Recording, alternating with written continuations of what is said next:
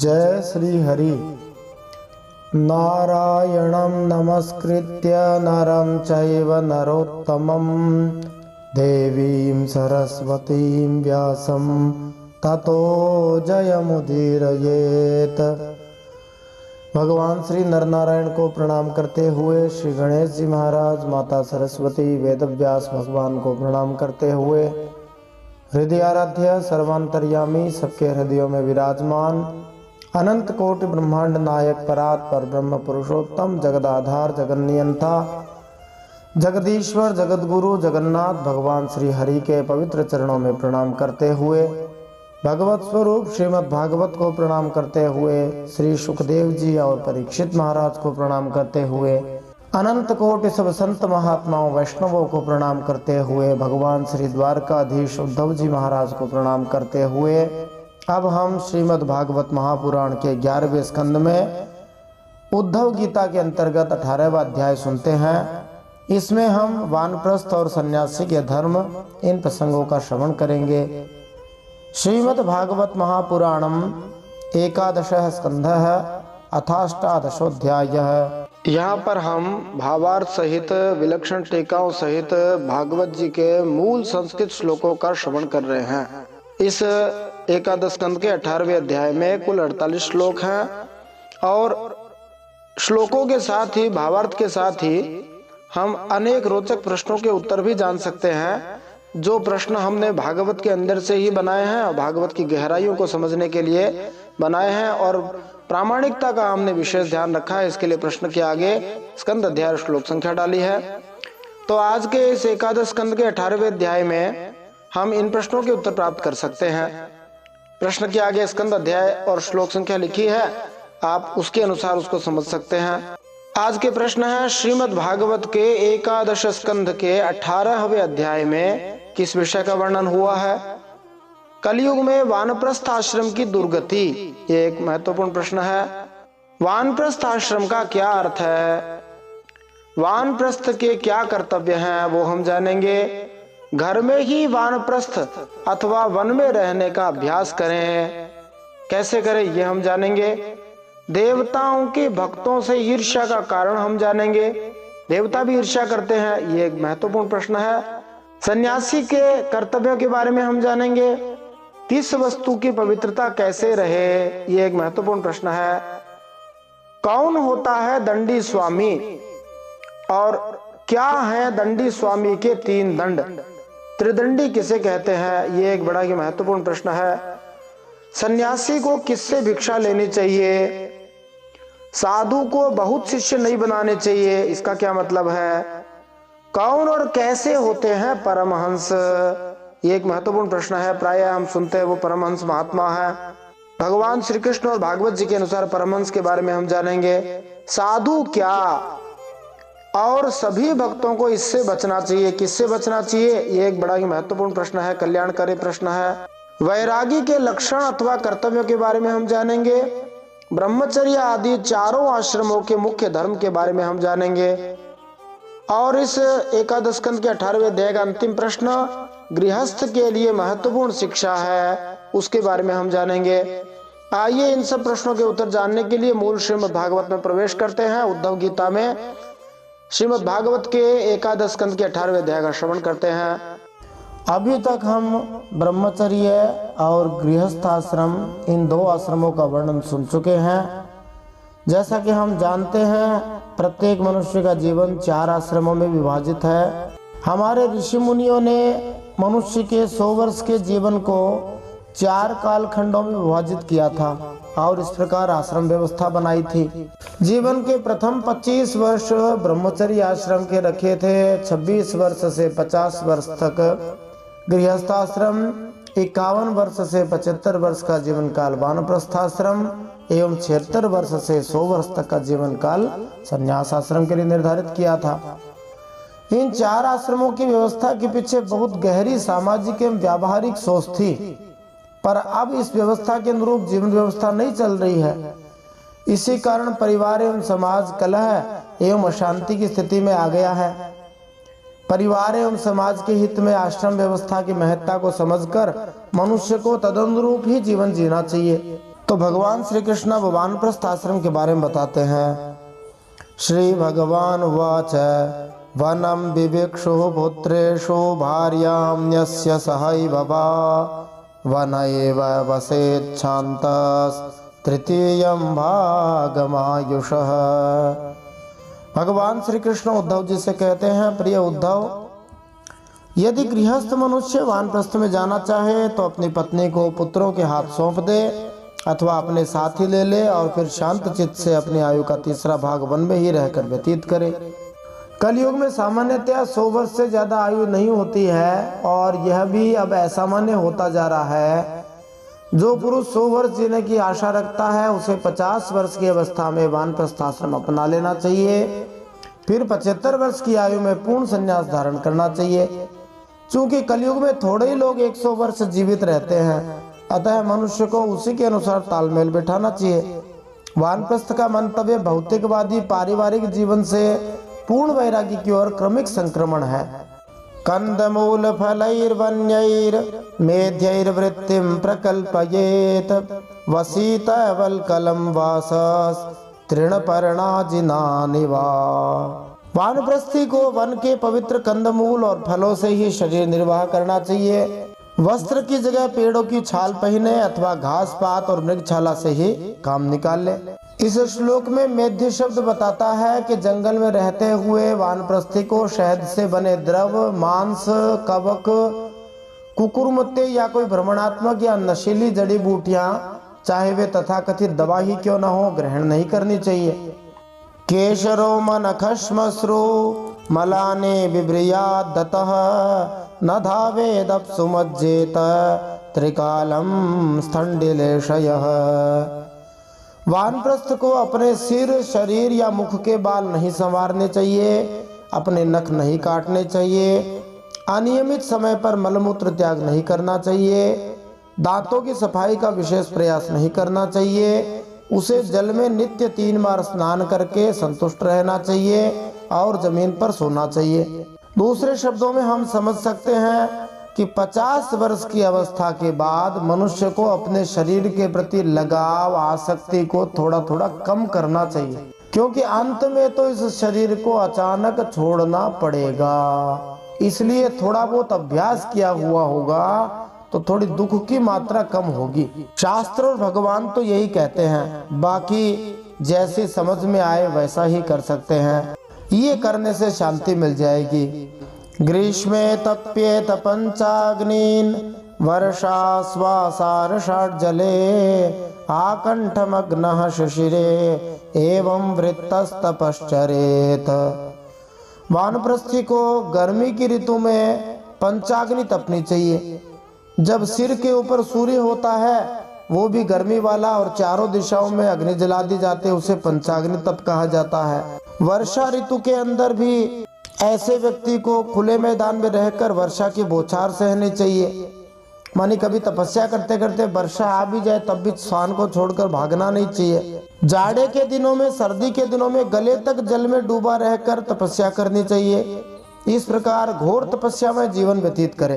देखो, इसका तात्पर्य यही है कि जो भोगों में अपने आप को लगाता है उसे जीवन के अंत में अपने पापमय तथा मौजी कार्यों के निराकरण के लिए कठिन तपस्या करनी चाहिए। किंतु भगवत भक्त स्वभावतः हरि भक्ति को अपना लेता है और उसे ऐसी आद्य तपस्या करने की आवश्यकता नहीं पड़ती है। नारद पंचरात्र में एक बड़ा ही सुंदर श्लोक कहा गया है, आराधितो यदि हरिस्तपसा ततः किम नाराधितो यदि हरिस्तपसा ततः किम अंतर्बहिर्यदि हरिस्तपसा ततः किम नान्तर्बहिर्यदि हरिस्तपसा ततः किम। यदि कोई व्यक्ति उचित रीति से श्री भगवान की आराधना कर रहा हो तो कठिन तपस्या की क्या आवश्यकता है, और यदि कोई श्री भगवान की आराधना ही नहीं करे तो कठिन तपस्या करने से क्या लाभ है, क्योंकि अंतिम फल देने वाले कौन है, साक्षात श्री हरि हैं। भले ही तपस्या कर ले परंतु हरि आराधना नहीं करे तो कोई फायदा नहीं। यदि श्री हरि को हर वस्तु के अंदर और बाहर अनुभव करे तो कठिन तपस्या की क्या आवश्यकता है? भगवान सब जगह विराजमान है। और यदि श्री हरि को किसी भी वस्तु के अंदर बाहर नहीं देखे तो कठिन तपस्या से क्या फायदा है? अंत में दिखने वाले तो भगवान ही है। इसलिए सोच समझकर तपस्या करनी चाहिए। वर्तमान समय के जो लोग हैं उनके शरीर तो बहुत ही कमजोर होते जा रहे हैं। वे तो ऐसी तपस्या के बारे में सोच भी नहीं सकते, दूसरों को करते हुए देखकर ताली भरे बजा सकते हैं।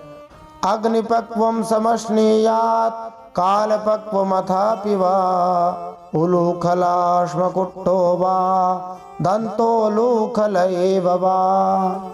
वानप्रस्थी को चाहिए कि कंदमूलों को केवल आग में भूनकर खा ले अथवा समयानुसार पके हुए फल आदि के द्वारा ही काम चला ले। उन्हें कूटने की आवश्यकता हो तो औंखली में या सिल पर कूट ले, अन्यथा दांतों से ही चबा चबा कर खा ले। वैदिक सभ्यता में ये बताया गया है कि जीवन के अंत में आध्यात्मिक सिद्धि के लिए मनुष्य किसी तीर्थ में या जंगल में चला जाए। जंगलों में उसे भोजनालय, सुपर बाजार, बिग बाजार और फास्ट फूड वाले भोजन नहीं मिलेंगे, इसलिए उसे भूख को कम करके सादा भोजन करना चाहिए। यद्यपि आजकल भारत में भी लोग तैयार भोजन करते हैं, रेडी टू ईट फूड, किंतु जो सादा जीवन बिता रहा हो उसे स्वयं ही अन्न अथवा अन्य भोजन को खाने से पूर्व कूटना छानना चाहिए। यहाँ इसी का उल्लेख है। एक प्रकार से समझो कि 50 वर्ष के बाद प्रत्येक मनुष्य को अपने घर में ही वन में रहने का अभ्यास करना चाहिए। ज्यादा न कर सके तो कम से कम इतना अभ्यास तो करे कि अपने आप को संयमित करना शुरू करे।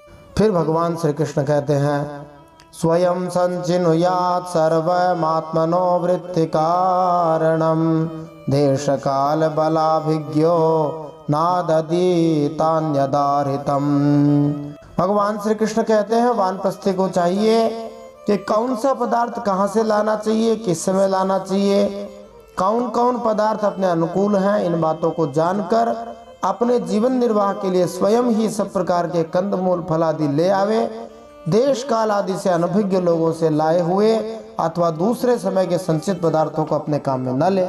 इसका तात्पर्य ये हुआ कि मुनि इस बात को जानकर कि अमुक पदार्थ कहाँ से लाना चाहिए, किस समय लाना चाहिए और कौन कौन पदार्थ अपने अनुकूल हैं, स्वयं ही नवीन नवीन कंदमूल फल आदि का संचय करे।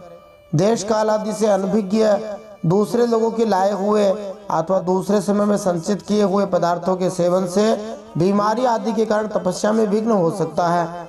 फिर भगवान कहते हैं, वन्यैश्चरुपुरोडाशैर् निर्वपेत् कालचोदितान् न तो श्रौते न पशुना माम यजेत वनाश्रमी। भगवान कहते हैं जंगल से प्राप्त चरु, जिसका अर्थ होता है धान, जौ और दाल की जो आहुतियां होती है उनसे, उनके अन्न से ही पुरोडाश माने जंगली धान से तैयार की गई यज्ञ की जो चपाती है, एक प्रकार की रोटी जैसी है, उसको तैयार करे, बनाए और उन्हीं से समयोचित आग्रहण आदि वैदिक कर्म करे। वानप्रस्थ हो जाने पर वेद विहित पशुओं द्वारा मेरा यजन न करे। काल चोदितान का अर्थ है अनुष्ठान, जैसे आग्रहण जो ऋतु के अनुसार संपन्न होते हैं। आग्रहण में वर्षा ऋतु के बाद प्रकट होने वाले पहले फल अर्पित किए जाते हैं। मांस नहीं खाना चाहिए, भगवान यही कह रहे हैं। यदि कोई पहले मांस खाता रहा हो उसके लिए विशेष रूप से निषेध 50 वर्ष के बाद किया जा रहा है। अग्निहोत्रम च दर्शश्च पौर्णमासश्च पूर्ववत् चातुर्मास्यानि च मुने रामनाथानि च नैगमैः। श्री भगवान कहते हैं वेद वेदताओं ने वानप्रस्थी के लिए अग्निहोत्र, दर्श, पौर्णमास और चातुर्मास्य आदि का वैसा ही विधान किया है जैसा गृहस्थों के लिए है। प्रतिदिन किया जाने वाला अग्नि यज्ञ अग्निहोत्र कहलाता है। प्रतिपदा को संपन्न किया गया यज्ञ दर्श कहलाता है। पूर्णिमा के दिन संपन्न यज्ञ पौर्णमास कहलाता है। एवं चीर्णेन तपसा मुनिर्धमन संततः माम तपोमयमाराध्य ऋषिलोकादुपैति माम। श्री भगवान कहते हैं इस प्रकार घोर तपस्या करते हुए मांस सूख जाने के कारण वानप्रस्थी की एक एक नस दिखने लगती है। वह इस तपस्या के द्वारा मेरी आराधना करके पहले तो ऋषियों के लोक में जाता है और वहां से फिर मेरे पास आ जाता है। क्योंकि तप मेरा ही स्वरूप है। यहाँ भगवान स्पष्ट रूप से बता रहे हैं कि तपस्या करने वाले का शरीर मोटा तगड़ा नहीं होता है, बहुत पतला होता है, नसें बाहर दिखती होती हैं। परंतु आजकल लोग समझते हैं कि तपस्या करने वाला बड़ा ही सुंदर होता है, सिद्ध हो जाता है, तेजस्वी लगने लगता है। तेजस्वी तो लगने लगता है, परंतु लोग मुख की सुंदरता को देखकर ही अनुमान लगा लेते हैं। बहुत सारे जो मांसाहारी लोग हैं वे इतने लाल होते हैं कि उनको यदि लाल कपड़े, भगवा कपड़े पहना दिए जाए तो वे दिव्य तेजस्वी लगने लग जाए। तपस्या करने से शरीर ज्यादा चमकीला जरूर होता है, लेकिन कमजोर तो होता ही है, बाद में उसका फल मिलता है। यस्त्वेतत्कृच्छ्रतश्चीर्णं तपो निःश्रेयसं महत् कामायाल्पीयसे युञ्जात् बालिशः कोपरस्ततः। जो मनुष्य बड़े कष्ट से किए हुए मोक्ष देने वाले इस महान तपस्या को स्वर्ग, ब्रह्मलोक आदि छोटे मोटे फलों की प्राप्ति के लिए करता है, उससे बढ़कर मूर्ख और कौन होगा। इसलिए तपस्या का अनुष्ठान निष्काम भाव से करना चाहिए। श्री भगवान की प्राप्ति कराने वाली जो चीज है वो सबसे उच्चतम मानी जाती है। जहाँ पर स्वर्ग जैसी उच्चतम चीज को भी नकार दिया जाता है, वहाँ पर साधारण भोग की बात कहाँ करी जाए। आज तो लोग चवन्नी छाप भोग के पीछे भी किसी की भी पूजा करने लग जाते हैं और परम सत्य भगवान श्री हरि को भूलते जा रहे हैं। तरह तरह के पंथ हो गए हैं, तरह तरह के भगवान हो गए हैं, तरह तरह के देवता प्रकट हो गए हैं, तरह तरह के बाबा हो गए हैं, उनकी पूजा करते हैं और परम सत्य श्री हरि को भूल रहे हैं, क्योंकि उन्हें तो चवन्नी छाप जो कुछ भी दे दे उसी के पीछे हो जाएंगे। यदा सौ नियमे कल्पो जरया जातवे पथुः आत्मन्यग्निं समारोप्य मच्चित्तोऽग्निं समाविशेत। श्री भगवान कहते हैं, वानप्रस्थी जब अपने आश्रमोचित नियमों का पालन करने में समर्थ न हो, बुढ़ापे के कारण उसका शरीर कांपने लगे, तब यज्ञ की अग्नियों को भावना के द्वारा अपने अंतःकरण में आरोपित कर ले और अपना मन मुझ में अर्थात श्री भगवान में लगाकर अग्नि में प्रवेश कर जाए। यह विधान केवल उनके लिए है जो विरक्त नहीं है। इसका तात्पर्य यह है कि चूंकि वानप्रस्थ की विधि उन लोगों के लिए संस्तुत की जाती है जो जीवन के अंतिम छोर पर होते हैं, अतएव इसकी सदैव संभावना रहती है कि उनमें बुढ़ापे के लक्षण प्रकट होने लगे और वे संन्यास की अंतिम अवस्था तक पहुंच ही न पाए। यदि कोई व्यक्ति वृद्धावस्था के कारण अपने धार्मिक कार्य पूरे नहीं कर सके तो उसके लिए यहाँ सलाह दी गई है कि वह अपने मन को श्री भगवान में टिकाकर यज्ञ अग्नि में प्रवेश करे। यद्यपि आधुनिक युग में ऐसा कर पाना संभव नहीं है, किंतु जैसा इस श्लोक से प्रत्यक्ष है, भगवत धाम जाने की नितांत गंभीरता की सराहना तो कर ही सकते हैं। यदा कर्म विपाकेषु लोकेषु निरयात्मसु विरागो जायते सम्यक् न्यस्ताग्निः प्रव्रजेत ततः। यदि उसकी समझ में यह बात आ जाए कि काम्य कर्मों से उनके फलस्वरूप जो लोग प्राप्त होते हैं वे नरकों के समान ही दुखपूर्ण हैं, और मन में लोक परलोक से पूरा वैराग्य हो जाए, तो विधि पूर्वक यज्ञाग्नियों का परित्याग करके संन्यास ले ले। इष्ट्वा यथोपदेशं मां दत्वा सर्वस्व मृत्युजे अग्निं स्वप्राण आवेश्य निरपेक्षः परिव्रजेत। जो वानप्रस्थी सन्यासी होना चाहे वह पहले वेद विधि के अनुसार 8 प्रकार के श्राद्ध और प्राजापत्य यज्ञ से मेरा यजन करे, फिर अपना सब कुछ ऋत्विज को दे दे, यज्ञाग्नियों के अपने प्राणों में लीन कर दे और फिर किसी भी स्थान, वस्तु और व्यक्तियों की अपेक्षा न रखकर स्वच्छंद विचरण करे। विप्रस्य वै संन्यसतो देवादारादिरूपिणः विघ्नान् कुर्वन्त्ययं ह्यस्मा नाक्रम्य समियात् परम। श्री भगवान कहते हैं, जब ब्राह्मण संन्यास लेने लगता है तब देवता लोग स्त्री पुत्र आदि सगे संबंधियों का रूप धारण करके उसके संन्यास ग्रहण में विघ्न डालते हैं। वे सोचते हैं कि अरे ये तो हम लोगों की अवहेलना कर रहा है, हम लोगों को लांग कर परमात्मा को प्राप्त होने जा रहा है। इसलिए देवता लोग जो है ऐसे कोई साधना करता है उससे थोड़ी ईर्ष्या करते हैं, क्योंकि देवता सोचते हैं कि मनुष्य शरीर जो है उसी से परमात्मा की प्राप्ति हो सकती है। तो कोई सन्यासी बनता है तो देवता लोग उससे ईर्ष्या करते हैं। फिर भगवान सन्यास के बारे में बताते हैं। तो देखो, सन्यास 2 प्रकार का होता है, एक क्रम सन्यास होता है, एक वस्तु सन्यास होता है। जब कोई ब्रह्मचारी रहता है, फिर गृहस्थ होता है, फिर वानप्रस्थ आश्रम में जाता है, माने 50 से 75 वर्ष की अवस्था में जब अपने धर्म का पालन ठीक से नहीं कर पाता और संसार से वैराग्य भी होने लग जाता है तो ये क्रम संन्यास कहलाता है। क्रम से और वैराग्य से जो संन्यास होता है वह वस्तु संन्यास कहलाता है। कई लोग तो संन्यास के नाम पर बहुत चिढ़ते हैं। एक ब्रह्मचारी जी थे, उन्होंने संन्यास लेने का निश्चय किया। उनके घर वाले श्री उड़िया बाबा जी, एक महात्मा जो वृंदावन में थे, उनके पास आए और बोले कि महाराज ये सन्यासी हो जाएंगे तो हमारा मिलना जुलना कैसे होगा। उड़िया बाबा जी ने कहा देखेंगे। दूसरे दिन सवेरे जब वे जंगल में निकले तब उन ब्रह्मचारी की कुटिया पर चले गए और पूछा कि तुम सन्यासी हो रहे हो। जो सन्यासी बनना चाह रहे थे उसको पूछा उड़िया बाबा जी ने। ब्रह्मचारी बोले कि हाँ महाराज। बाबा ने कहा अरे राम राम, तुम सन्यासी हो जाओगे तो क्या खुद रोटी बनाकर खाओगे। ब्रह्मचारी ने कहा हाँ महाराज, और क्या करूंगा। बाबा बोले कि सन्यासी का तो अग्नि भी नहीं छूना चाहिए, सबके घर से रोटी लेकर खानी चाहिए। ब्रह्मचारी ने कहा ये तो मैं नहीं करूंगा, चाहे सन्यासी होऊं चाहे न होऊं। उन्होंने सन्यास लेने का विचार छोड़ दिया। ऐसे ऐसे लोग भी होते हैं। कई लोग तो ऐसा कहते हैं कि जहाँ चोटी नहीं रही, जनेऊ नहीं रहा, होम नहीं रहा, गायत्री का जप नहीं रहा, वहाँ क्या आश्रम है। परंतु ये तो निवृत्ति रूप आश्रम है। ये हिंदू धर्म की वर्णाश्रम धर्म का पूर्णता है कि उसमें केवल प्रवृत्ति ही धर्म नहीं होती, माने सब कुछ लगे रहना ही धर्म नहीं है। निवृत्ति भी धर्म है, छोड़ना भी धर्म है। जब तक हम एक सांस को नहीं छोड़ते तब तक दूसरी सांस ले ही नहीं सकते। करना ही धर्म नहीं होता, त्यागना भी धर्म होता है। भोगना ही धर्म नहीं होता, भोग छोड़ना भी धर्म होता है। इसमें स्त्री पुत्र आदि बहुत विघ्न डालते हैं कि ये तो हमसे पार चला जाएगा। फिर भगवान सन्यासी के कर्तव्य बताते हैं। बिभ्रिया चेन मुनिर्वासः कौपीनाच्छादनं परम त्यक्तम न दंड पात्राभ्या मन्यत् किंचिदनापदी।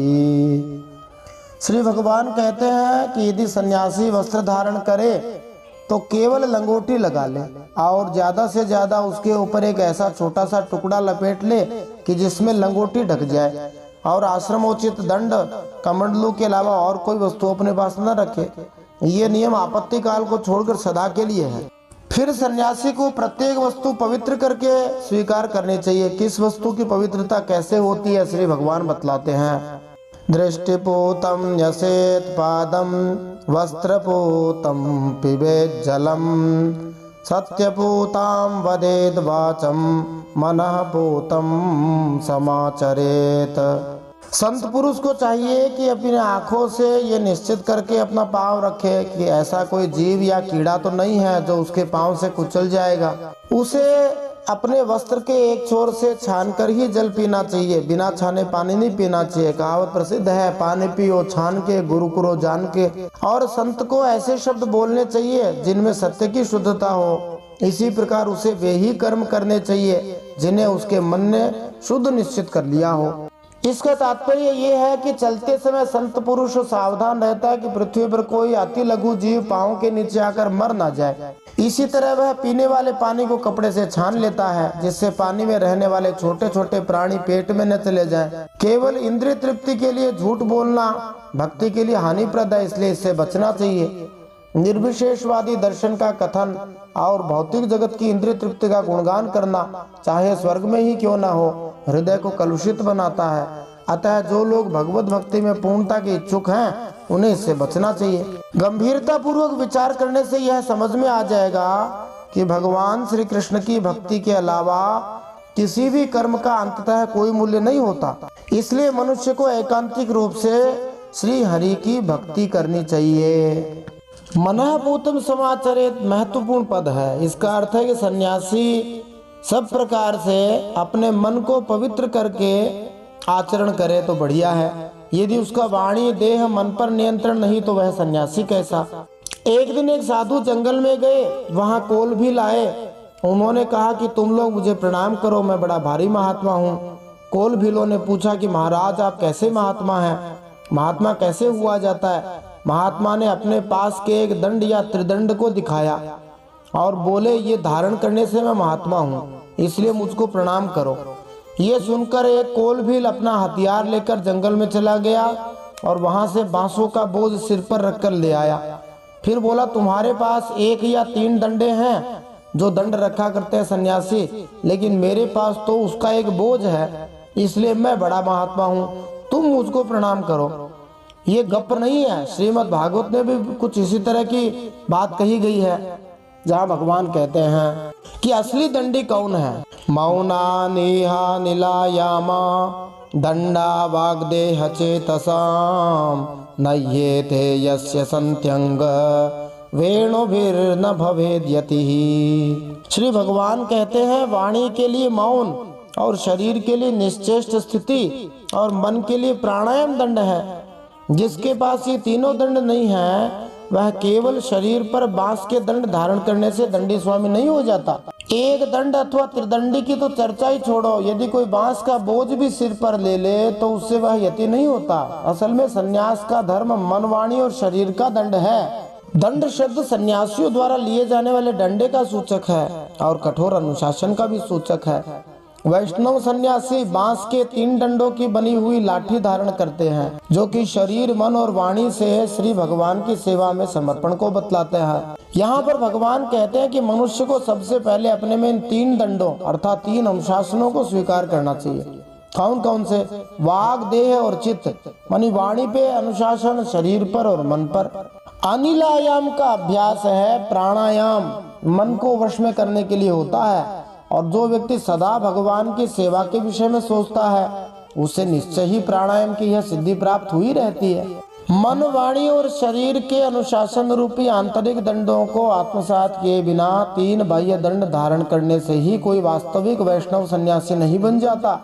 जैसा कि यहाँ पर भगवान बतलाते हैं, महाभारत के हंसगीत भाग में और श्री रूप गोस्वामी के उपदेशामृत में सन्यास आश्रम के विषय में शिक्षाएं हैं। वह बद्ध जीव जो त्रिदंडी सन्यास के बाह्य अलंकरणों को ग्रहण करता है वह वास्तव में इंद्रियों को वश में नहीं कर सकता। जो व्यक्ति झूठी प्रतिष्ठा के लिए सन्यास लेता है और श्री हरिनाम संकीर्तन में वास्तविक प्रगति किए बिना संत होने का दिखावा करता है वह श्री भगवान की बहिरंग शक्ति द्वारा जल्दी ही नष्ट कर दिया जाएगा।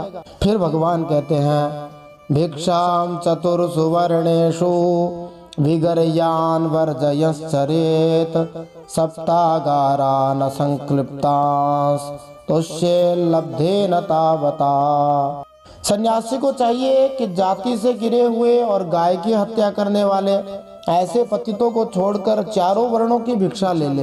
केवल अनिश्चित 7 घरों से जितना मिल जाए उतने से ही संतोष कर लेना चाहिए।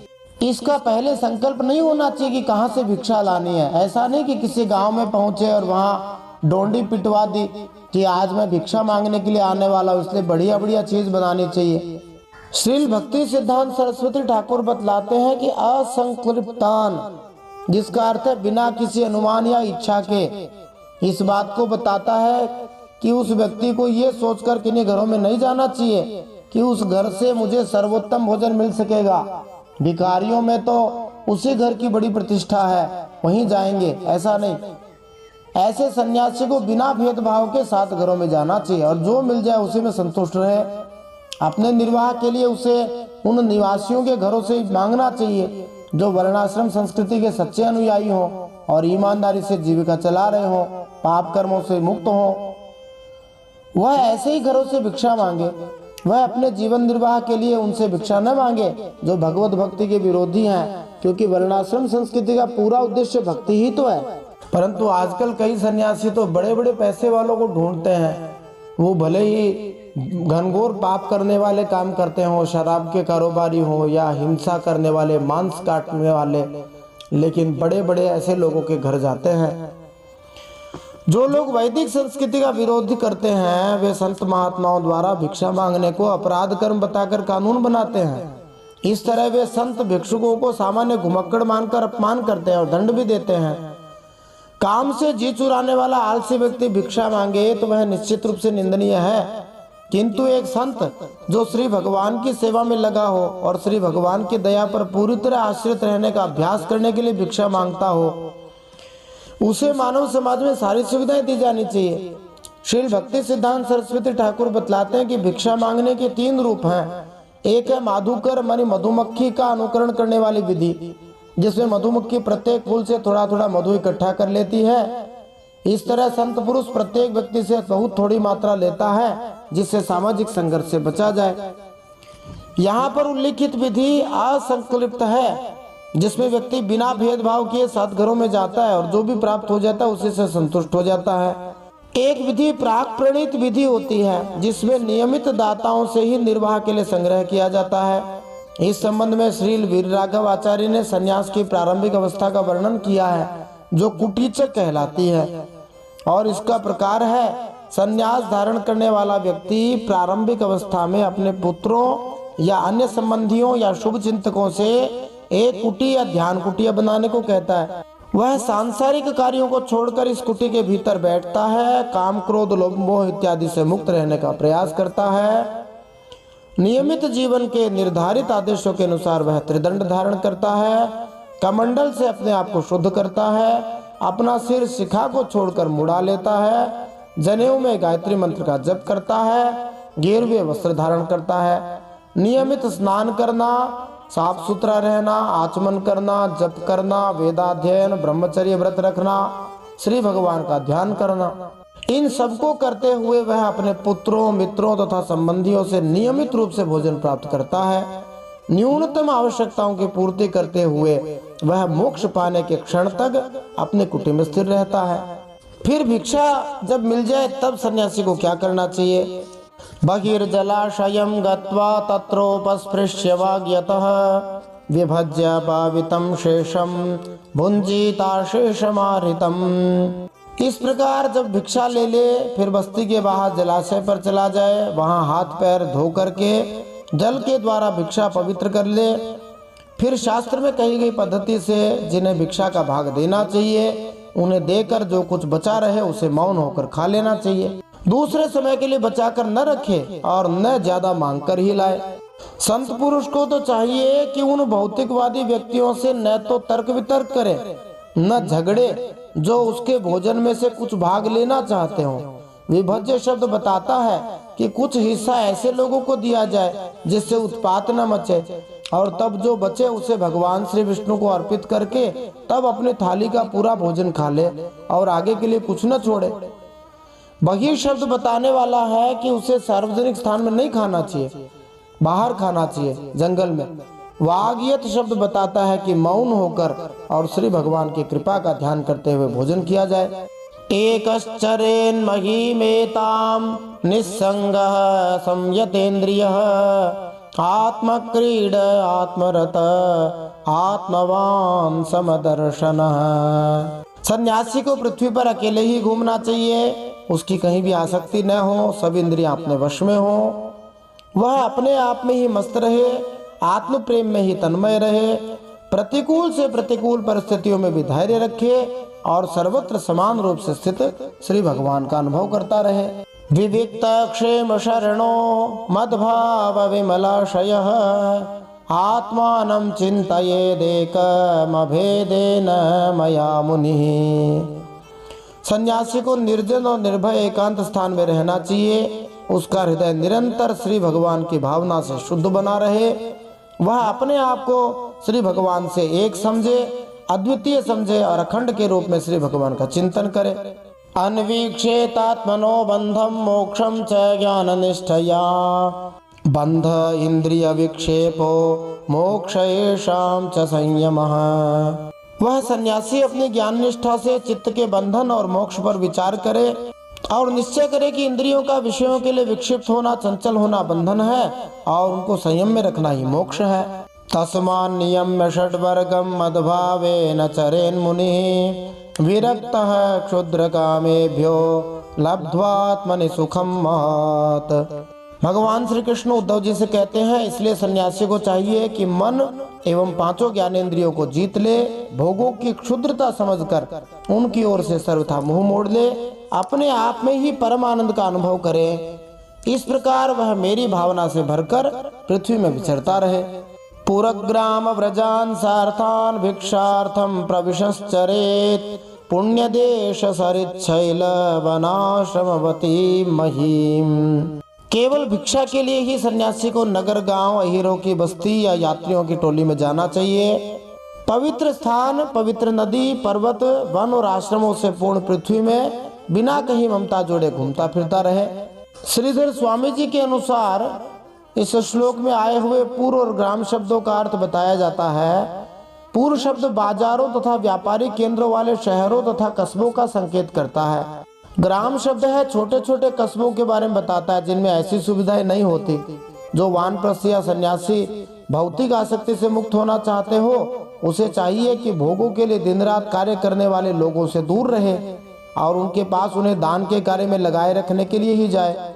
जो लोग श्री हरिभक्ति का प्रचार करते हैं वे मुक्तात्मा माने जाते हैं, अतएव वे भौतिकवादी जीवों को हरिभक्ति में लगाने के लिए निरंतर उनके पास पहुंचते रहते हैं। किंतु ऐसे प्रचारकों को भी भौतिकवादी जगत के संपर्क से बचना चाहिए जब तक कि उन्हें हरिभक्ति के कार्य को अग्रसर करने के लिए ऐसा आवश्यक न लगे। आदेश ये है कि मनुष्य भौतिकवादी जगत से झूठा नाता न जोड़े। वानप्रस्थाश्रम पदे स्वभीक्षणं भैक्ष्यमाचरेत् संसिद्ध्यत्याश्वसम्मोहः शुद्ध सत्वः शिलान्धसा। भिक्षा भी ज्यादातर वानप्रस्थियों के आश्रम से ही ग्रहण करे, क्योंकि कटे हुए खेतों के दाने से बनी हुई भिक्षा जल्दी ही चित्त को शुद्ध कर देती है और उससे बचा कुचा मोह दूर होकर सिद्धि प्राप्त हो जाती है। नई तद वस्तुतया पश्येद दृश्यमानं विनश्यति असक्त चित्तो विरमे दिहामुत्र चिकीर्षितात्। विचारवान सन्यासी दृश्यमान जगत को सत्य वस्तु कभी न समझे, क्योंकि यह तो प्रत्यक्ष ही नाशवान है। इस जगत में कहीं भी अपने मन को लगाए नहीं। इस लोक और परलोक में जो कुछ करने पाने की इच्छा हो उससे विरक्त हो जाए। यहाँ किसी को यह शंका हो सकती है कि एक सज्जन व्यक्ति किस तरह पारिवारिक जीवन से अलग होकर भिक्षुक की तरह थोड़ा सा भोजन करके रह सकता है। इसका उत्तर देते हुए यहाँ भगवान कहते हैं कि अच्छे स्वादिष्ट भोजन और दूसरी सारी भौतिक वस्तुओं को जैसे शरीर ही को कभी चरम सत्य नहीं मानना चाहिए, परंतु वर्तमान में शरीर को ही सब कुछ मानते हैं। तो शरीर सत्य नहीं है, क्योंकि ये स्पष्टतः नाशवान वस्तुएं हैं। उसे ऐसे भौतिक कार्यक्रमों से अलग हो जाना चाहिए जो इस जीवन तथा अगले जीवन में ही उसके मोह का वर्धन करे। यदे तदात्मनि जगन मनोवाक् प्राण संहतम सर्वं मायेति तर्केण स्वस्थ्यस्त्यक्त्वा न तत्स्मरेत। मनुष्य को चाहिए कि तर्क संगतता द्वारा श्री भगवान के भीतर स्थित ब्रह्मांड तथा मन, वाणी एवं प्राणवायु से निर्मित अपने भौतिक शरीर को श्री भगवान की माया शक्ति का ही प्रतिफल माने। इस तरह आत्मा में ही स्थित होकर उसे इन वस्तुओं से अपनी श्रद्धा हटा लेनी चाहिए और उन्हें फिर कभी अपने ध्यान की वस्तु नहीं बनाना चाहिए। ये समझना चाहिए कि स्वयं श्री भगवान ही एकमात्र परम चेतन है। वे नितांत आत्माराम और स्वयं संतुष्ट हैं। श्री विष्णु रूप में अकेले खड़े रहते हैं। एकमात्र श्री विष्णु ही हमें जीवन की वास्तविक सिद्धि प्रदान कर सकते हैं। भौतिक प्रकृति की क्षुद्र कार्य प्रणाली हमें मुक्ति नहीं दे सकती है। अब यहाँ से भगवान परमहंस सन्यासी के बारे में बताते हैं। वो कैसे होते हैं उच्च कोटि के सन्यासी। ज्ञान निष्ठो विरक्तो वा मदभक्तो वानपेक्षकः सलिंगानाश्रमा त्यक्त्वा चरेद विधिगोचरः। ज्ञान में लगा हुआ ज्ञाननिष्ठ, विरक्त, मोक्ष की इच्छा रखने वाला मुमुक्षु और मोक्ष की अपेक्षा न रखने वाला मेरा भक्त आश्रमों की मर्यादा में बंधवा नहीं है। वह चाहे तो आश्रमों और उनके चिन्हों को छोड़कर वेद शास्त्र के विधि निषेधों से परे होकर स्वच्छंद विचरण करे। ये श्लोक जीवन की परमहंस अवस्था को बताता है, जिसमें अनुष्ठान करने या बाह्य साध सामग्री और विधि विधानों की आवश्यकता नहीं रहती। मोक्ष की खोज करने वाला पूरी तरह स्वरूप सिद्ध ज्ञानी योगी या इससे भी आगे श्री भगवान का पूर्ण भक्त जो मोक्ष तक नहीं चाहता, वह और अधिक भौतिक व्यस्तता की इच्छा नहीं करता। जब कोई व्यक्ति मन को पूरी तरह शुद्ध कर ले तो पापमय आचरण की संभावना नहीं रहती।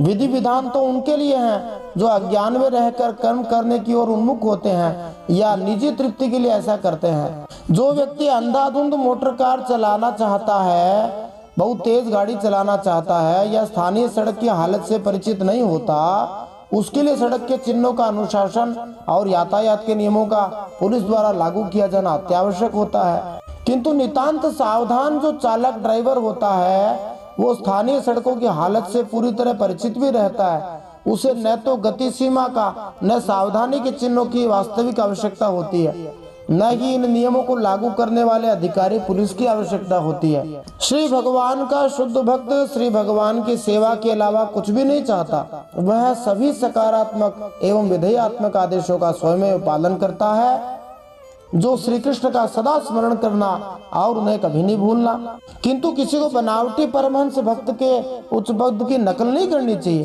क्योंकि ऐसा करने से उसका आध्यात्मिक जीवन तुरंत नष्ट हो जाएगा। ये तो स्वाभाविक रूप से होती है। अब परमहंस के विशिष्ट लक्षण बताए जाते हैं। बुधो बालकवत् क्रीडेत, कुशलो जड़वत् चरेत, वदेदुन्मत्तवद् विद्वान, गोचरयाम नैगमश्चरेत।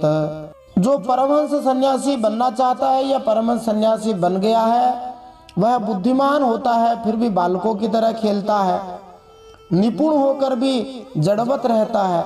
अथवा यदि कोई परमहंस बनना चाहे तो कुशल होकर भी जड़वत रहना चाहिए, केवल श्री भगवान के भजन में लगा रहे। विद्वान होकर भी पागल की तरह बातचीत करे और समस्त वेद विधियों का जानकार होकर भी पशुवृत्ति से अनियत आचारवान रहे। ये भी दुनिया को दिखाने के लिए नहीं, वास्तव में जो भजन करने वाले लोग होते हैं वो झूठी बातों में ज्यादा नहीं पड़ते हैं। वे ज्यादा बुद्धिमत्ता भी नहीं दिखाते, कुशलता भी नहीं दिखाते, होशियारी भी नहीं दिखाते, क्योंकि भजन का मूल्य तो कोई बिरला ही जानता है, वो परमहंस बन सकता है। इसके तात्पर्य में हम जान सकते हैं कि जिन भगवत भक्तों ने भगवान नाम का प्रसार करने में अपना जीवन अर्पित कर दिया है, उन्हें चाहिए कि हरि भक्ति को इस दक्षता से प्रस्तुत करें कि आम जनता को आनंददायी लगे और वे इसे स्वीकार कर सके। जो लोग प्रचार कार्य करते हैं उन्हें अभियान की उन्नति के नाम पर अपनी प्रतिष्ठा को अग्रसर करने का प्रयास किए बिना श्री भगवान को लोकप्रिय बनाने की कोशिश करनी चाहिए।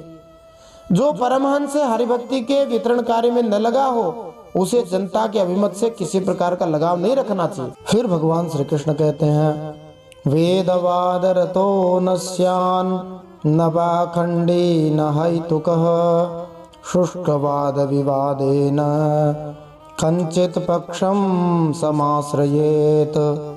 माने भक्त को न तो वेदों के कर्मकांड अनुभाग में उल्लिखित सकाम अनुष्ठानों में लगना चाहिए, न ही वैदिक आदेशों के विरुद्ध कार्य करके या बोलकर नास्तिक बनना चाहिए। इसी तरह उसे न तो नीरे तार्किक या संशयवादी की तरह बोलना चाहिए, न व्यर्थ के वाद विवाद में किसी का पक्ष लेना चाहिए। यद्यपि परमहंस भक्त अपने उच्च पद को छिपाता है, किंतु अपने आप को छिपाने का प्रयास करने वाले के लिए भी कुछ कार्यों का निषेध है। श्री विश्वनाथ चक्रवर्ती ठाकुर बतलाते हैं कि छिपाने के नाम पर उसे भूत प्रेत नहीं बन जाना चाहिए। पाखंड शब्द द्योतक है वेदों का विरोध करने वाले नास्तिक दर्शन का, जैसे बौद्ध मत, और हैतुक शब्द बताता है भौतिक तर्क या प्रयोग द्वारा प्रदर्शित किए जा सकने वाले या उसके मानने वाले को। चूंकि वेदों का सारा उद्देश्य उसे समझना है जो भौतिक अनुभव के परे है, अतएव संशयवादी का तथाकथित तर्क आध्यात्मिक उन्नति के लिए असंगत है। श्री जीव गोस्वामी ने इस संबंध में चेतावनी दी है कि भक्त को नास्तिक साहित्य नहीं पढ़ना चाहिए, भले ही नास्तिकता का खंडन उसका उद्देश्य हो। ऐसे साहित्य से पूरी तरह उसे बचना चाहिए। भगवान श्री कृष्ण ने श्रीमद् भगवद गीता 2 अध्याय 42वें श्लोक में कहा है, यामिमाम पुष्पिताम वाचम प्रवदन्त्य विपश्चितः वेदवादरतः पार्थ नान्यदस्तीति वादिनः। तो सन्यासी अपने को यमदूत वाले धर्म में न ले जाए, धर्मराज वाले धर्म में रखे, भगवान के पार्षद वाले धर्म में रखे, पाखंडी न बने, हेतुवादी न हो, सूखे और निरर्थक वाद विवाद में न पड़े। तत्व द्वैत है या अद्वैत है, इस पर आओ शास्त्रार्थ कर लो, ऐसा न कहे। देखो, अनादिकाल से अब तक किसी ने शास्त्रार्थ से इस प्रश्न को हल नहीं किया। सब अपने पंथ के अनुसार मानते हैं, आगे भी मानेंगे ही, तो अब भी मान ले। छेड़छाड़ करने की क्या आवश्यकता है? ऐसी चुनौती देना कि हम तुम्हारे विशिष्टाद्वैत को हराते हैं, तुम अपना तिलक बदलो, हम तुम्हारे अद्वैत को हराते हैं, तुम अपना दंड छोड़ दो, ये सब बातें बिल्कुल गलत हैं। सब के सब संप्रदाय अनादिकाल से हैं, सब ने सबका खंडन किया है, सब ने अपने आप के मत का मंडन किया है। श्रुति में सबका बीज विद्यमान है, नास्तिक संप्रदाय का बीज सृष्टि में है, इसलिए डरना नहीं चाहिए। कठोपनिषद में कहा है अस्तित्व के नायम अस्तित्व चैके। ये दो पक्ष चलते आ रहे हैं। एक पक्ष है कि आत्मा मरने के बाद रहता है, दूसरा पक्ष है कि आत्मा मरने के बाद नहीं रहता। बहुत से लोग कहते मरने के बाद क्या होगा, किसने देखा। ऐसे दोनों ही मत सदा चले आए हैं। इन पर शास्त्रार्थ करके अपना सिर फोड़ना है। तुम्हारी जिस संप्रदाय में निष्ठा हो उसके अनुसार आचरण करो।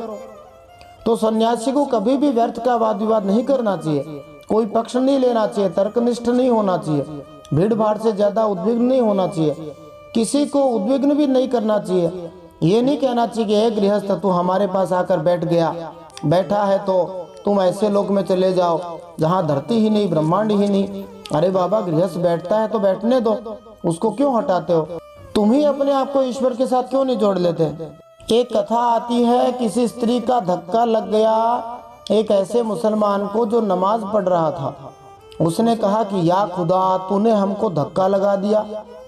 वह बोली कि मैं तो एक मनुष्य से प्रेम करती हूँ, उसके प्रेम में मैंने तुमको नहीं देखा, लेकिन तुम खुदा से प्रेम करके भी मुझे देखते हो, इसके लिए तुमको शर्म आनी चाहिए। अतः सन्यासी झूठ मूठ किसी को उद्विग्न न करे, किसी से किसी कारणवश वैर न करे, क्योंकि सबके अंदर एक भगवान बैठे हुए हैं। खाना मिले तो ठीक है, न मिले तो भूखा रह जाए, ये दैवाधीन है। एकादशी यदि जल्दी आ जाए तो उसमें भी खुश होने की जरूरत है, इसके लिए नाराज क्यों होना। भोजन के लिए चेष्टा कर लेनी चाहिए, न मिले तो बढ़िया है। जयराम जी की एक भक्त कहा करते थे कि भोजन मांग कर लेना अच्छा है, क्योंकि योगक्षेमम वहाम्यहम, भगवान श्री कृष्ण की प्रतिज्ञा है कि मेरे भक्त का योग और क्षेम मैं वहन करता हूँ। ऐसी प्रतिज्ञा वाले भगवान हमारे लिए भोजन की टोकरी सिर पर लेकर आएंगे तो उनको बहुत तकलीफ होगी। भगवान हमारे लिए भोजन लाएं, चिंता करें, इससे पहले चलो हम उनकी चिंता मिटा दें, हमारे प्यारे को चिंता न करनी पड़े। आजकल कई लोग भिक्षा मांगकर खाने वाले साधुओं को भी समाज का बोझ मानते हैं। जब वे झोली लेकर गांव में जाते हैं तब कहते हैं कि अरे ओ मुष्टंडे, तो बिना कुछ किए खाता है। उस समय सच्चे साधु को जो सहनशीलता आती है, अपमान सहन करने की शक्ति आती है, वह आराम से क्षेत्र में बैठकर खाने वाले को नहीं आती, आश्रम में बैठकर खाने वाले को नहीं आती। आप लोगों में कोई क्षेत्र में आश्रम में खाने वाले हो तो नाराज मत होना। महंतों और मंडलेश्वरों की कमाई जिसे वे तरह तरह से लाकर इकट्ठा करते हैं, खाने से चित्त का शुद्ध होना बहुत कठिन है। क्षमा करे, अखंडानंद जी महाराज कहते हैं मैं दो टूक बात करता हूँ। लोग जब मरने लगते हैं तब अन्न पर हाथ रखकर कहते हैं कि जाओ सन्यासियों को, बाबा जियों को दे आओगे आश्रम में। उस अन्न को खाकर चित्त की शुद्धि कैसे होगी? कदापि नहीं होगी। तो इस प्रकार अनेक ऐसे गूढ़ भाव हैं। फिर भगवान कहते हैं नोद्विजेत जनाधीरो जन्म चोद्वेजयेन्न तु अतिवादा स्थिति क्षेत नावमन्येत कंचन देहमुद्दिश्य पशुवद वैरम कुर्यान्न केनचित्। सन्यासी इतना धैर्यवान हो कि उसके मन में किसी भी प्राणी से उद्वेग न हो और वह स्वयं भी किसी प्राणी को उद्विग्न न करे। उसकी कोई निंदा करे तो प्रसन्नता से सह ले, किसी का अपमान न करे। सन्यासी इस शरीर के लिए किसी से भी वैर न करे, ऐसा वैर तो पशु करते हैं। श्री चैतन्य महाप्रभु ने भी कहा है कृणादपि सुनीचेन तरोरिव सहिष्णुना अमानिना मानदेन कीर्तनीयः सदा हरिः। मनुष्य को चाहिए कि अपने आप को राह में पड़े तिनके से भी छोटा माने और अत्यंत विनम्र भाव से श्री भगवान के नाम का कीर्तन करे। उसे पेड़ से भी ज्यादा सहनशील होना चाहिए, मिथ्या प्रतिष्ठा के भाव से रहित, दूसरों को सम्मान देने के लिए तैयार रहने वाला होना चाहिए। ऐसी मनस्थिति में भगवान नाम का निरंतर कीर्तन किया जा सकता है। वैष्णव को चाहिए कि मन वचन शरीर से किसी अन्य जीव को व्यग्र न करे, उसे सदैव सहनशील होना चाहिए, दूसरों को छोटा नहीं मानना चाहिए। यद्यपि एक वैष्णव भगवान श्री विष्णु के लिए असुरों के विरुद्ध कठोर कदम उठा सकता है, जैसा कि अर्जुन, हनुमान जी महाराज और दूसरे अनेक भक्तों ने किया है, किंतु जहाँ तक अपनी ख्याति का प्रश्न है, एक वैष्णव अत्यंत विनम्र होता है। फिर भगवान कहते हैं एक एव परो ह्यात्मा भूतेष्वात्मन्यवस्थितः यथेन्दुरुदपात्रेषु भूतान्येकात्मकानि च। श्री भगवान कहते हैं जैसे एक ही चंद्रमा जल से भरे हुए अनेक पात्रों में अलग अलग दिखाई देता है, वैसे ही एक ही भगवान सभी प्राणियों में और अपने में भी हैं। सबकी आत्मा तो एक ही है, पंचभूतों से बने हुए शरीर भी सबके एक ही हैं, क्योंकि सब पांच भौतिक ही तो हैं। ऐसी अवस्था में किसी से भी वैर विरोध करना अपना ही वैर विरोध है। इसका तात्पर्य यही है कि सारे भौतिक शरीर एक ही भौतिक प्रकृति से बने हैं, जो अंततः एक ही भगवान की शक्ति है। इसलिए किसी जीव के प्रति वैर भाव को उचित नहीं ठहराया जा सकता। पृथ्वी पर श्री भगवान के उद्देश्य को पूरा करने के लिए ईश्वर के प्रामाणिक प्रतिनिधि कभी भी किसी के प्रति ईर्ष्यालु या शत्रुवत नहीं बनते, यहाँ तक कि उन्हें ईश्वर के नियमों का खुला उल्लंघन करने वालों द्वारा प्रताड़ित क्यों न किया जा रहा हो। प्रत्येक जीव अंततोगत्वा ईश्वर का पुत्र है और ईश्वर हरेक के शरीर के भीतर विद्यमान है। अतएव संतों को तुच्छ से तुच्छ व्यक्ति या प्राणी के साथ बर्ताव करते समय भी अत्यंत सावधान रहना चाहिए। अलब्ध्वा न विषीदेत काले काले शनम क्वचित लब्ध्वा न ऋष्येत् धृतिमा नुभयम दैवतंत्रितम। भगवान कहते हैं प्रिय उद्धव, सन्यासी को किसी दिन यदि समय पर भोजन न मिले तो उसे दुखी नहीं होना चाहिए, और यदि बराबर मिलता रहे अथवा कभी मजेदार और स्वादिष्ट भोजन मिल जाए तो बहुत ज्यादा हर्षित नहीं होना चाहिए, बहुत ज्यादा प्रफुल्लित नहीं होना चाहिए। उसे चाहिए कि वह धैर्य रखे, मन में हर्ष और विषाद दोनों प्रकार के विकार न आने दे, क्योंकि भोजन मिलना और न मिलना दोनों ही प्रारब्ध के अधीन है। ऐसा इसलिए सोचना चाहिए क्योंकि हम भौतिक शरीर का भोग करना चाहते हैं ना, इसलिए नाना प्रकार के भौतिक अनुभवों से हमें थोड़ा बहुत सुख अथवा दुख मिलते हैं। हम मूर्खता के कारण ही अपने आप को नियंत्रक तथा कर्ता मान बैठते हैं, और इस तरह झूठे अहम से हमें भौतिक शरीर तथा मन की उतरती चढ़ती भावनाओं को सहना होता है।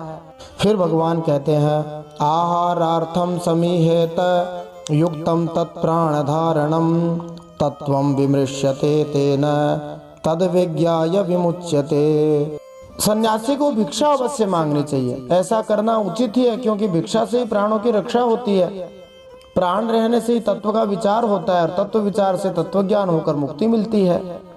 माने इंद्रियां, मन तथा प्राण के स्वस्थ रहने पर वह सन्यासी आध्यात्मिक सत्य का चिंतन कर सकता है, और सत्य को समझ लेने पर वह मुक्त हो जाता है। यदि भोजन अपने आप या भिक्षाटन से नहीं आ पाता तो अपने शरीर और आत्मा को ठीक से बनाए रखने के लिए सन्यासी को प्रयास करना चाहिए, जिससे आध्यात्मिक कार्यक्रम में विघ्न न आए। सामान्यतया जो लोग आध्यात्मिक जीवन के लिए प्रयासशील रहते हैं वे सत्य पर एकाग्र नहीं रह सकते, यदि उनके मन और शरीर कम खाने से कमजोर पड़ जाएं। दूसरी ओर ज्यादा भोजन करना भी आध्यात्मिक प्रगति में सबसे बड़ा व्यवधान है, अतः उसे भी छोड़ देना चाहिए। इस श्लोक में आहारार्थम शब्द सूचक है आध्यात्मिक प्रगति के लिए अपने आप को स्वस्थ बनाए रखने के लिए भोजन करने का। ये अनावश्यक रूप से भिक्षा संग्रह का समर्थन नहीं करता। यदि कोई व्यक्ति आध्यात्मिक कार्यक्रम के लिए आवश्यकता से ज्यादा इकट्ठा करता है तो वह अधिक संग्रह उस भारी भोज के समान बन जाता है, जो उसे भौतिक पद तक घसीट ले आता है। यदृच्छयोपपन्नान्न मद्यात् श्रेष्ठमुता परम तथा वासस तथा शय्याम प्राप्तम प्राप्तम भजेन मुनिः। सन्यासी को प्रारब्ध के अनुसार अच्छी या बुरी जैसे भी भिक्षा मिल जाए उसी से पेट भर लेना चाहिए। वस्त्र और बिछोने भी जैसे मिल जाए उन्हीं से काम चला ले, उनमें अच्छेपन या बुरेपन की कल्पना न करे। देखो, कभी तो बिना प्रयास के उत्तम भोजन मिलता है और कभी बेस्वाद भोजन सामने आ जाता है। सबके साथ ऐसा होता है, सन्यासी के साथ भी ऐसा हो सकता है। अतः सन्यासी मुनि को चाहिए कि न तो उत्तम भोजन मिलने पर बहुत ज्यादा खुश हो जाए, न अपने आप मिलने वाले सामान्य भोजन को क्रोधवश ठुकरा दे। यदि भोजन नहीं आता तो उसे भुखमरी से बचने की कोशिश करनी चाहिए। इन श्लोकों से प्रकट है कि मुनि में पर्याप्त व्यावहारिक बुद्धि भी होनी चाहिए। शौचमाचमनम स्नानम न तो जोदनयाचरेत अन्यास नियमान ज्ञानी यथाहम लीलयेश्वरः। श्री भगवान कहते हैं जैसे मैं भगवान ईश्वर होते हुए भी अपनी इच्छा से अपने नैतिक कर्म करता रहता हूँ, उसी तरह मेरा ज्ञान प्राप्त कर चुकने वाले को सामान्य स्वच्छता बरतनी चाहिए, शुद्धता रखनी चाहिए, अपने हाथों को जल से साफ करना चाहिए, स्नान करना चाहिए और अन्य नियमित कार्यों को किसी दबाव से नहीं करना चाहिए बल्कि स्वेच्छा से संपन्न करना चाहिए। इसका तात्पर्य ये है कि जब भगवान इस भौतिक संसार में अवतरित होते हैं तो वे मानव जाति के सामने उचित दृष्टांत प्रस्तुत करने के लिए सामान्यतः वैदिक नियमों का पालन करते हैं। श्री भगवान अपनी खुद की इच्छा से कार्य करते हैं, क्योंकि भगवान को कोई भी व्यक्ति बाध्य नहीं कर सकता। इसी प्रकार ज्ञानी जो आध्यात्मिक पद को प्राप्त होता है उसे स्वेच्छा से शरीर संबंधी नित्य कर्म करने चाहिए, विधि विधानों के दास होकर नहीं। स्वरूप सिद्ध व्यक्ति तो श्री भगवान का दास होता है, विधि विधानों का दास नहीं होता। तो भी एक योगी श्री भगवान की प्रसन्नता के लिए अपने नित्य नैमित्तिक कर्म निष्ठापूर्वक करता है। दूसरे शब्दों में जो व्यक्ति भगवान की प्रेमा भक्ति में बढ़ा चढ़ा होता है वह श्री भगवान की इच्छा अनुसार स्वतः चलता फिरता है। जो मनुष्य आध्यात्मिक साक्षात्कार में पूरी तरह लगा होता है वह कभी भी न तो भौतिक शरीर का दास बन सकता है न भौतिक शरीर से संबंधित नियमों का दास बन सकता है। किंतु इस श्लोक का तथा वैदिक शास्त्रों के अन्य ऐसे कथनों का गलत अर्थ लगाकर अनैतिक मनमाने आचरण को परिपुष्ट नहीं किया जा सकता। भगवान श्री कृष्ण जीवन की परमहंस अवस्था का वर्णन कर रहे हैं। जो लोग भौतिक शरीर के प्रति आसक्त हैं उन्हें इस परमहंस अवस्था से कुछ भी लेना देना नहीं है, न ही उन्हें इस अद्वितीय पद का दुरुपयोग करना चाहिए। फिर भगवान कहते हैं न हि तस्य विकल्पाख्या या च मद्वीक्षया हता आदेहांतात क्वचित ख्यातिस् ततः संपद्यते मया। भगवान कहते हैं स्वरूप सिद्ध आत्मा किसी भी वस्तु को मुझसे अलग नहीं देखता, क्योंकि मेरा ज्ञान हो जाने से वह ऐसी भ्रामक अनुभूति को नष्ट कर चुका होता है। चूंकि भौतिक देह तथा मन ऐसी अनुभूति के लिए पहले से ही अभ्यस्त हुए रहते हैं, अतः ऐसी अनुभूति की पुनरावृत्ति हो सकती है, किंतु मृत्यु के समय ऐसा स्वरूप सिद्ध व्यक्ति मेरे समान ही ऐश्वर्य प्राप्त करता है, माने मेरे में एक हो जाता है। यहाँ भगवान श्री कृष्ण ने यह भी बतलाया है कि भक्तिमय सेवा करने के लिए शरीर और मन को स्वस्थ रखना चाहिए। इसलिए कभी कभी स्वरूप सिद्ध व्यक्ति को भी इस जगत में कुछ परिस्थितियों अथवा वस्तुओं को स्वीकार करते या उनका बहिष्कार करते देखा जा सकता है। श्रील भक्ति सिद्धांत सरस्वती ठाकुर ने स्वरूप सिद्ध भक्त का वर्णन इस प्रकार किया है। भगवत भक्त किसी भी वस्तु को भगवान से अलग नहीं देखता, अतएव वह अपने आप को इस जगत का स्थायी निवासी नहीं मानता। वह हर क्षण भगवान श्री कृष्ण की सेवा करने की इच्छा करता है। जिस प्रकार इंद्रिय तृप्ति के प्रति उन्मुख लोग अपने भोग की व्यवस्था करने में समय बिताते हैं, उसी तरह भक्तगण भी भगवान श्री कृष्ण की भक्तिमय सेवा करने की व्यवस्था करने में सारे दिन लगे रहते हैं। इसलिए उन्हें भौतिकवादी इंद्रिय भोक्ताओं की तरह कर्म करने के लिए समय ही नहीं बचता। सामान्य लोगों को ऐसा लग सकता है कि शुद्ध भक्त किसी वस्तु को भगवान से अलग देखता है, किंतु शुद्ध भक्त मुक्तात्मा के पद पर स्थित रहता है और उसका भगवत धाम में आध्यात्मिक शरीर प्राप्त करना निश्चित है। सामान्य भौतिकवादी व्यक्ति श्री भगवान के शुद्ध भक्त के कार्यों को हमेशा समझ नहीं पाते, अतएव वे उन्हें अपने समान समझकर उनके पद को घटाकर बताने का प्रयास करते हैं। किंतु जीवन के अंत में भगवत भक्तों और सामान्य भौतिकवादियों को मिलने वाले फल बहुत अलग होते हैं। फिर भगवान वैरागी के लक्षण बताते हैं। ये भी एक सन्यासी का प्रकार है। दुखोदर के शुकामेशो जात निर्वेद आत्मवान अजिज्ञासित मद्धर्मो गुरुम मुनिमुपव्रजेत। भगवान कहते हैं ये तो हुई ज्ञानवान की बात, अब केवल वैराग्यवान की बात सुनो। जितेंद्रिय मनुष्य जब यह निश्चय हो जाए कि संसार के विषयों के भोग का फल दुख ही दुख है, तब वह वैरागी हो जाता है। और यदि वह मेरी प्राप्ति के साधनों को न जानता हो तो भगवत चिंतन में तन्मय रहने वाले ब्रह्मनिष्ठ सद्गुरु की शरण ले ले। तावत् परिचरेद भक्तः श्रद्धावान अनसूयकः यावद् ब्रह्म विजानीयान मामेव गुरुमादृतः। वह वैरागी गुरु की दृढ़ भक्ति करे, श्रद्धा रखे, उनमें दोष कभी निकाले नहीं। जब तक ब्रह्म का ज्ञान न हो जाए तब तक बड़े आदर से मुझे ही गुरु के रूप में समझता हुआ उन गुरु की सेवा करे। यस्त्व संयत षड्वर्गः प्रचंडेन्द्रिय सारथि ज्ञान वैराग्य रहित त्रिदंडमुपजीवति सुरानात्मानमात्मस्थं निन्नुते मां च धर्मः अविपक्व कषायोस्मा दवस्माच्च विहीयते। श्री भगवान कहते हैं जिसने 6 प्रकार के मोहों काम, क्रोध, लोभ, उत्तेजना, मिथ्या अहंकार और नशा अथवा 5 इंद्रिय और मन, इन 6 पर नियंत्रण नहीं किया, विजय नहीं पाई, जिसकी बुद्धि जो कि इंद्रियों की अगुवा होती है, भौतिक वस्तुओं पर अत्यधिक आसक्त रहती है, जो ज्ञान तथा वैराग्य से रहित है, जो अपनी जीविका पालने के लिए संन्यास ग्रहण करता है, सन्यासी का वेश धारण करता है और पेट पालता है, जो पूज्य देवताओं अपनी आत्मा तथा अपने भीतर के भगवान को अस्वीकार कर देता है और इस तरह सारा धर्म नष्ट कर देता है, और जो इतने पर भी भौतिक पापों से दूषित रहता है, वह विपत होकर इस जन्म को और अगले जन्म को भी नष्ट कर देता है। मानी भाई, ये लोक और परलोक दोनों से हाथ धो बैठता है। भगवान श्री कृष्ण यहाँ पर उन ढकोसलेबाज पुरुषों की निंदा करते हैं जो स्थूल मोह के सारे लक्षणों से युक्त होते हुए भी भोगों के लिए संन्यास आश्रम ले लेते हैं। वैदिक सिद्धांतों के बुद्धिमान अनुयायी संन्यास के झूठे दिखावे को कभी स्वीकार नहीं करते। ऐसे तथाकथित सन्यासी जो सारे वैदिक धर्म का विनाश करते हैं, कभी कभी मूर्ख लोगों में अत्यंत प्रसिद्ध हो जाते हैं, किंतु वे अपने आप को और अपने अनुयायियों को केवल ठगते रहते हैं।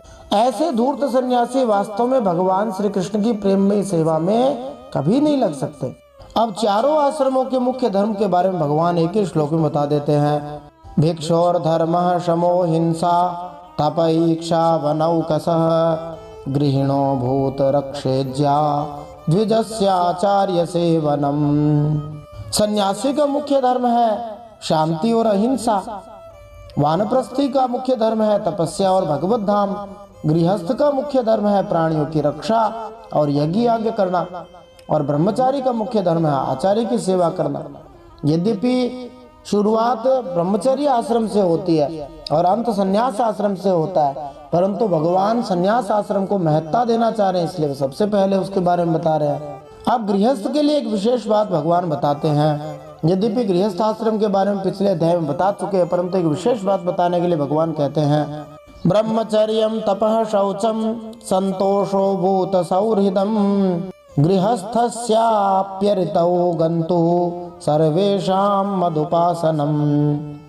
देखो, गृहस्थ को भी केवल ऋतुकाल में ही अपनी स्त्री का सहवास करना चाहिए।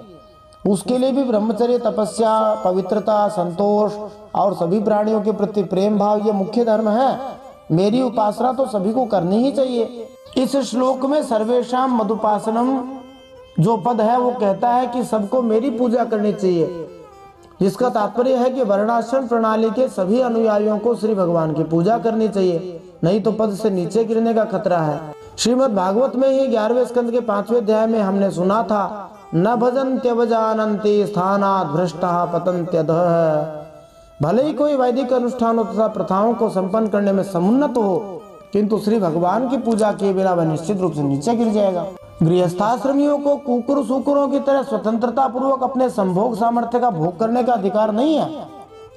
धार्मिक गृहस्थ को नियत काल तथा स्थान में अपनी पत्नी के पास जाना चाहिए और श्री भगवान की प्रसन्नता के लिए संत स्वभाव वाली संतान पैदा करनी चाहिए। अन्यथा यहाँ विशेष रूप से उल्लेख हुआ है कि गृहस्थ को चाहिए कि उन्नत मानव सभ्यता के अन्य सदस्यों के साथ ब्रह्मचर्य का अभ्यास करे। शौचम शब्द मन और शरीर की स्वच्छता का सूचक है या फिर आसक्ति और विकर्षण से पूर्ण मुक्ति का सूचक है। जो व्यक्ति ईश्वर की पूजा परम नियंता के रूप में करता है, वह ईश्वर द्वारा प्रदत्त किसी भी स्थिति में संतोष का अनुभव करता है। हर व्यक्ति के भीतर भगवान का दर्शन करने से वह भूत सुहृद अर्थात सबका शुभेच्छु मित्र बन जाता है। इति माम यह स्वधर्मेण भजन नित्यम अनन्य भाग सर्वभूतेषु मद्भावो मद्भक्तिम विन्दते दृढ़ाम। भगवान कहते हैं, जो मनुष्य इस प्रकार अनन्य भाव से अपने वर्ण और आश्रम धर्म के द्वारा मेरी सेवा में लगा रहता है और सभी प्राणियों में मेरी भावना करता रहता है, उसे मेरी अविचल भक्ति प्राप्त हो जाती है। इसका तात्पर्य ये है कि यद्यपि सामान्य गृहस्थों को कभी कभी वैदिक आदेश दिए जाते हैं कि वे विशिष्ट देवताओं या पूर्वजों की पूजा करें, किंतु हर एक को स्मरण रखना चाहिए कि भगवान श्री विष्णु सभी जीवों के भीतर रहते हैं। जैसे कि यहाँ पर कहा गया है, सर्वभूतेषु मद्भाव है। शुद्ध भगवत भक्त केवल श्री भगवान की पूजा करते हैं, और जो मनुष्य शुद्ध भक्ति के पद तक नहीं पहुँच सकते हैं, वे देवताओं तथा अन्य सारे जीवों के भीतर स्थित श्री भगवान का ध्यान यह समझ कर तो करें कि सारी धार्मिक विधियां अंततोगत्वा श्री भगवान की प्रसन्नता के लिए है। प्रचार कार्य के समय शुद्ध भक्तों तक को सरकारी नेताओं, समाज के अन्य प्रतिष्ठित व्यक्तियों से पाला पड़ता रहता है। कभी कभी तो उनकी प्रशंसा करनी होती है और उनके आदेशों का पालन करना होता है। तो भी क्योंकि हर एक के भीतर परमात्मा के रूप में विराजमान भगवान श्री कृष्ण के भक्त लोग सदा ध्यान करते हैं, इसलिए श्री भगवान की प्रसन्नता के लिए वे कार्य करते हैं। किसी सामान्य व्यक्ति के आनंद के लिए कार्य नहीं करते। वे व्यक्ति जो अपने वर्णाश्रम के कर्तव्य पालन के दौरान विभिन्न देवताओं की पूजा करते हैं, उन्हें भी हर एक के आधार के रूप में श्री भगवान को समझना चाहिए। उन्हें सारे कार्यकलापों से श्री भगवान को प्रसन्न करने में दत्तचित्त रहना चाहिए। जीवन की यह अवस्था ईश्वर प्रेम कहलाती है और इससे वास्तविक मोक्ष प्राप्त होता है। फिर भगवान कहते हैं, भक्त्योद्धवानपायिन्या सर्वलोक महेश्वरम सर्वोत्पत्त्यप्ययम् ब्रह्म कारणम मोपयाति सह। भगवान कहते हैं, हे उद्धव जी, मैं संपूर्ण लोकों का एकमात्र स्वामी हूँ। सबकी उत्पत्ति और प्रलय का कारण मैं हूँ। परब्रह्म मैं हूँ। नित्य निरंतर बढ़ने वाली अखंड भक्ति के द्वारा वह मुझे प्राप्त कर लेता है। इति स्वधर्म निर्णिक्त सत्वो निर्ज्ञात मद्गति ज्ञान विज्ञान संपन्नो न चिरात् समुपैति माम। इस प्रकार वह गृहस्थ अपने धर्म पालन के द्वारा अंतःकरण को शुद्ध करके मेरे ऐश्वर्य को, मेरे स्वरूप को जान लेता है और ज्ञान विज्ञान से संपन्न होकर जल्दी ही मुझे प्राप्त कर लेता है। वर्णाश्रमवताम धर्म एष आचार लक्षण स एव मद्भक्ति युतो निःश्रेयसकरः परः। मैंने तुम्हें यह सदाचार रूप वर्णाश्रमियों का धर्म बतलाया है। यदि इस धर्मानुष्ठान में मेरी भक्ति का पुट लग जाए तब तो इससे अनायास ही परम कल्याण स्वरूप मोक्ष की प्राप्ति हो जाए। वैसे तो वर्णाश्रम धर्म बहुत बढ़िया है, परंतु जब तक इसमें भक्ति का रस नहीं मिलता ना, तब तक धर्म रस की उत्पत्ति नहीं होती। आनंद तो तब है जब मनुष्य को अपने धर्म के पालन में आनंद आए, जब मनुष्य के हृदय में श्री भगवान की भक्ति होगी और वो ये अनुभव करेगा कि मैं अपने प्यारे भगवान के लिए, श्री प्रभु के लिए कर रहा हूँ, धर्म का आचरण कर रहा हूँ और श्री भगवान प्रसन्न हो रहे हैं, तब उसको और भी आनंद आएगा। अब श्री भगवान अंतिम श्लोक में कहते हैं, एतत्ते भीतम साधो भवान पृच्छति यच्च माम यथा स्वधर्म संयुक्तो भक्तो माम समियात् परम। हे साधु स्वभाव वाले उद्धव, तुमने मुझसे जो प्रश्न किया था उसका उत्तर मैंने दे दिया और ये बतला दिया कि अपने धर्म का पालन करने वाला भक्त मुझ परब्रह्म स्वरूप को किस प्रकार प्राप्त होता है। तो चारों आश्रमों और धर्मों का पालन करना, इन सब की अंतिम परिणति श्री भगवान की भक्ति करके उनके सनातन धाम को प्राप्त कर लेना है। बोलिए श्रीमद् भागवत महापुराण की जय, परम सत्य श्री हरि की जय, द्वारकाधीश भगवान की जय। इति श्रीमद् भागवते महापुराणे पारमहंस्यां संहितायां एकादश स्कंधे अष्टादशोऽध्यायः श्रीमन्नारायणार्पणमस्तु। इस प्रकार श्रीमद् भागवत महापुराण परमहंसों की संहिता 11वें स्कंद में वर्णाश्रम धर्म का वर्णन, उसमें भी वानप्रस्थ और सन्यासी के धर्म का विशेष रूप से वर्णन नामक 18वां अध्याय भगवान श्री नारायण के चरणों में समर्पित हो। अब एकादश स्कंद के अगले 19वें अध्याय में हम भक्ति, ज्ञान और यम नियम आदि साधनों का वर्णन भगवान श्री कृष्ण द्वारा उद्धव जी को किया गया, उनके बारे में हम जानेंगे। यदि आपको यह कथा अच्छी लग रही है तो इसे ज्यादा से ज्यादा हरि भक्तों में शेयर करें, हरि भक्ति का प्रचार करने में हमारा सहयोग करें और वीडियो को लाइक भी करें। और यदि आपका कोई प्रश्न हो तो कमेंट में प्रश्न लिख सकते हैं। यदि आपने अभी तक चैनल को सब्सक्राइब नहीं किया है तो सब्सक्राइब भी कर सकते हैं। जय श्री हरि, श्रीमन्नारायणार्पणमस्तु।